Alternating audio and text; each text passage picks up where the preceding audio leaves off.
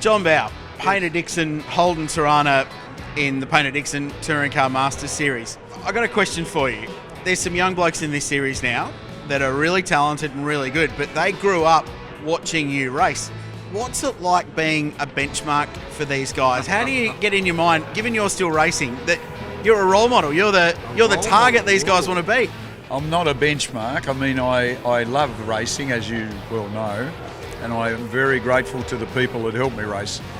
Paynter-Dixon and Pace being two of those people. So, you know, I just come and do my best. In my youth, I drove lots of different cars. I think it's good for you, good for your learning, good for your, your feel. But it's, it's something I love doing, so I'm doing my best. Whether I can win any more races, I'm on, someone's told me, it might have been you, I'm on 97, so whether I get to 100, I feel like Don Bradman. And yet you're still racing lots of different cars. You're in an open wheeler at Winton not that long ago, in the Tirana now, probably more to come, some GT stuff, so you're still clearly getting a lot out of it. Well, last weekend I was at Winton at the Historics on the short circuit, which is where we all used to race years ago. I remember Dick Johnson saying it's like racing around your clothesline when we had the Sierras here. So yeah, I like racing, so I'm not sure I'd want to race any more than I do, but I love racing and I love being part of it, and generally I love the people. Outside the sport, what keeps you ticking over outside? I know you love to cook, I know you love a good bottle of red, and you love some classic cars as well. Well, I love cars in general terms. My favourite car, I think I've had it for about 10 years, is a Jaguar E-Type Roadster, early cars, 62, so it's a 3.8.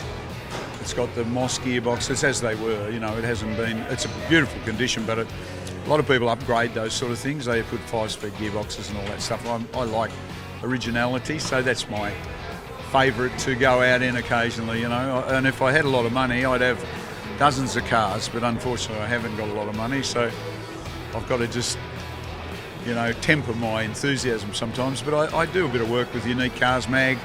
I get to drive some very unusual and special cars, and last week even I did a story, it hasn't come out yet, but on a Lancia Integrale HF, which is a road car version of their successful rally car. So it's motor cars and racing's my passion. Down to Skyline, and John's actually got the hand out the window acknowledging the cheers.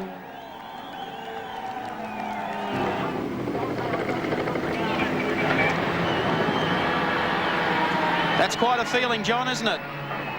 It's incredible, isn't it? You know what, you'd really make Dick Johnson's day if you just stopped before the finishing line. I meant just stopped and ambled across, but that wouldn't seem such a funny idea. John, even the guys that were barracking for Brocky this morning and were booing us, they were even clapping. Isn't it sensational how the Holden and Nissan fans all of a sudden become the Dick Johnson, John Bowe fans on the last lap? Fantastic.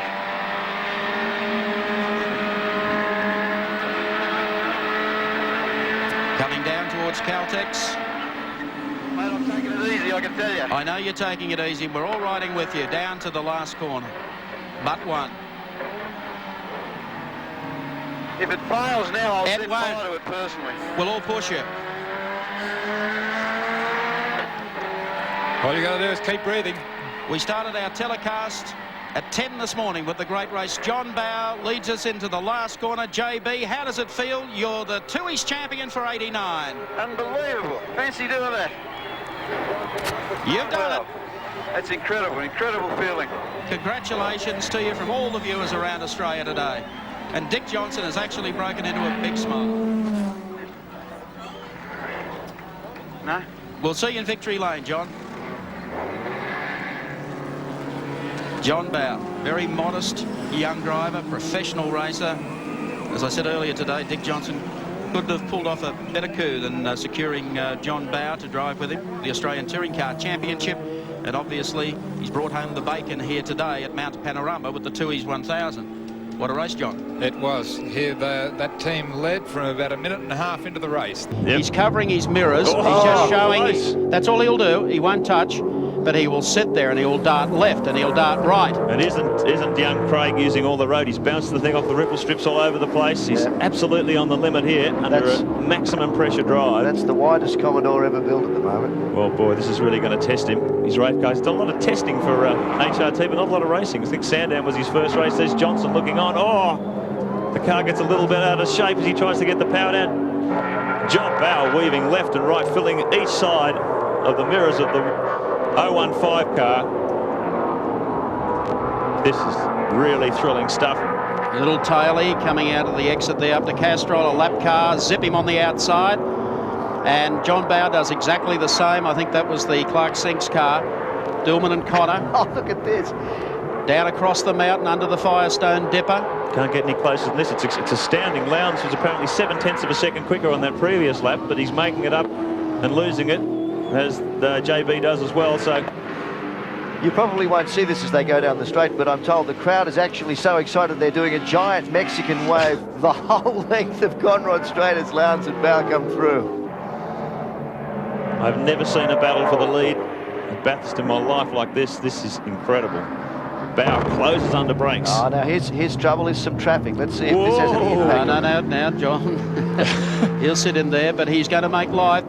There's a lot at stake here. There's 100 grand to win this race. Lowndes comes down under brakes. JB, same time. Oh, no, he mustn't. He couldn't have looked. He didn't look, but that's racing. Now, John will have got a faster run out of that corner. He may try and capitalise here. He's probably got a few more revs on board. He comes up the inside, side by side under brakes, and JB will sneak through. They both lock the inside left tyre. He was unsettled by that back marker. That's very unfortunate. So Craig Lowndes, oh boy, imagine the adrenaline pumping through this kid. John Bowe's opened up a 3 or 4 car length gap.